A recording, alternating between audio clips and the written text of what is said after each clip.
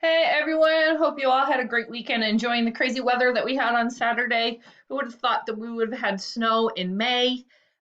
So we are starting a new unit on evolution. This week we'll focus on Darwin and natural selection. In addition to this video notes, you will also complete the natural selection lab. There is a graphing question that goes along with this, and then there's also a progress check. So why don't we get started with Charles Darwin? So Charles Darwin, who I affectionately call Chucky D, is famous for the theory of evolution. So lots of things were going on during this time. People were greatly influenced by religion. So there were a lot of things that were discovered but kind of kept secret because people did not want to go against the church during the time. So a lot of people, their social standing and their social, um, their all of their social events were tied into the church. So a lot of people didn't want to actually go against this, Charles Darwin included. So keep that in mind as we go through this because there's a lot of things that have happened because of this fear. So anyway, Charles Darwin was independently wealthy, and because of this, he pursued things like being a naturalist, and he became very involved in collecting beetles. So during this time, a lot of things were going on that geologists were realizing that the world was actually older than it was actually depicted in the Bible, which again was the source of information that people had about the world and the earth. They were making new discoveries of different animals and plants. And so Darwin actually got involved in this. So he became involved with a sea captain, captain of the HMS Beagle, which is what Darwin boat that Darwin sailed around for his famous trip to the Galapagos Islands. So many trips were funded from England and the Queen of England for looking for new trade routes, but also for mapping the coastline, which is what the HMS Beagle was doing. So at the time, social standing was the thing. So it was not unheard of for captains to seek out a companion to travel with them so that they had somebody they could eat meals with and also hold conversations with. Captains were not allowed to socialize with the crew. So that was Darwin's role, was that he was actually keeping the captain company and making sure that um, he wasn't lonely and didn't lose his mind from not having somebody to social with. Um, so Darwin also was a naturalist, and because people knew that, he was also commissioned to collect and document any new plant and animal discoveries that he made. So, although Darwin is famous for the Galapagos Islands, um, he made many observations and discoveries of animal similarities along the coast of South America. This is actually where he started noticing similarities, and it happened when he started comparing fossils and the structure of living armadillos. So he discovered a fossil record or a fossil that looked similar to an armadillo. So he started thinking about why that might be.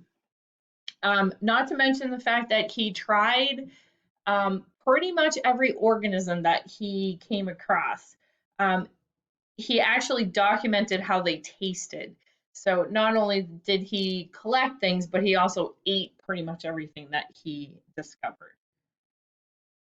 So Darwin is famous for the finches and the tortoises from the Galapagos Islands.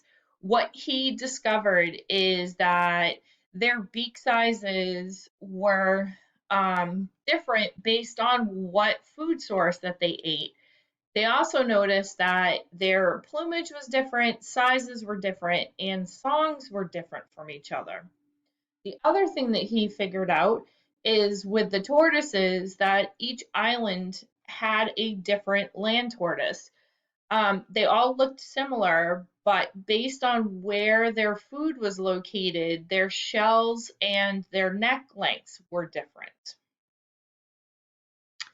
So, what does this mean in terms of what Darwin came up with? What he discovered was that there were three patterns for the diversity that he saw or the variations that he saw in species. So, number one, he figured out that species vary around the world, that they vary locally, and that they vary over time. So, species varying globally. So, if you actually look, there are two organisms here, the rhea and the emu. They are very similar, but they are found on different continents. So that meant that at some point that South America and Africa and Australia all had to be connected to each other.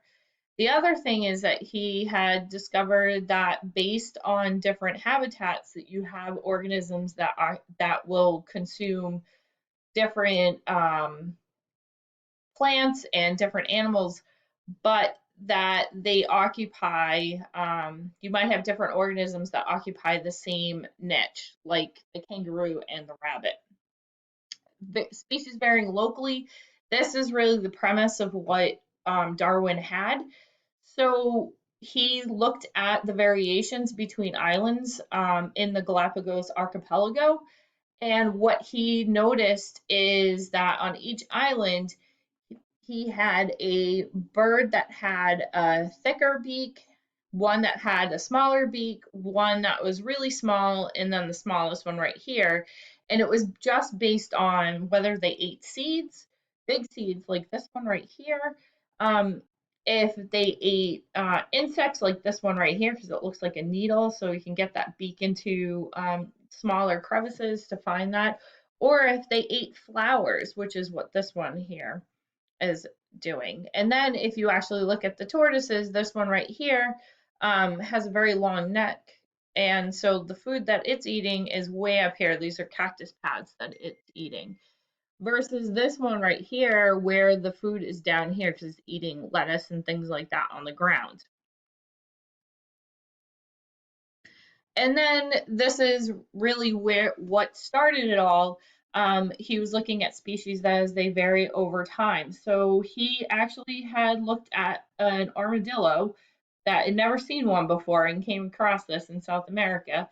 And then he had found a fossil of this, which is called the glyptodont. So he figured out that the fossil for the glyptodont looked very similar to the armadillo. So he figured out that this organism must have given way to this one, so had evolved over time to become the armadillo.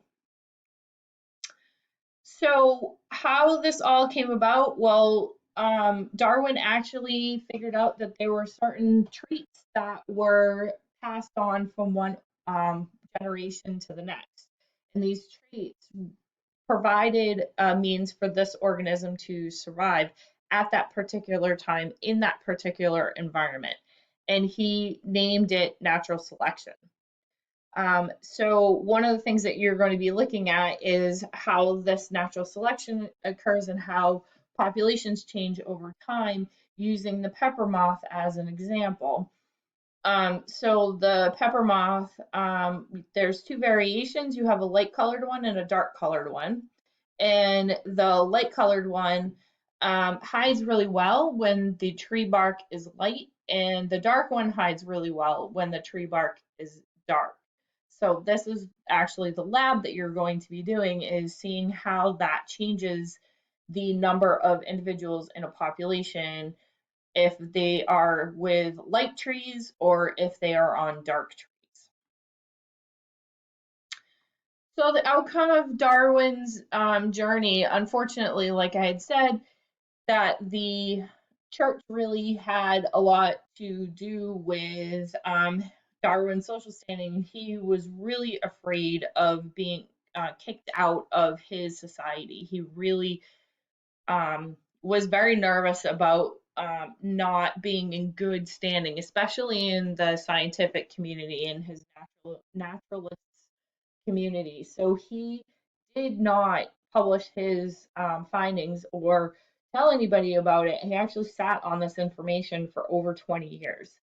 And it wasn't until this gentleman over here, Charles Wallace, excuse me, Alfred Russell Wallace, who wrote to Darwin after he came up with his own findings from his own journey, boat journey that he made, and what wanted Darwin's support because he also was afraid to provide information about his findings. What they ended up doing is presenting their findings together, but Wallace made sure that Darwin received full credit for coming up with the theory of evolution, or not really the theory of evolution, but natural selection, how organisms evolve over time. And this is the reason why we associate evolution with Charles Darwin and not really with Alfred Russel Wallace.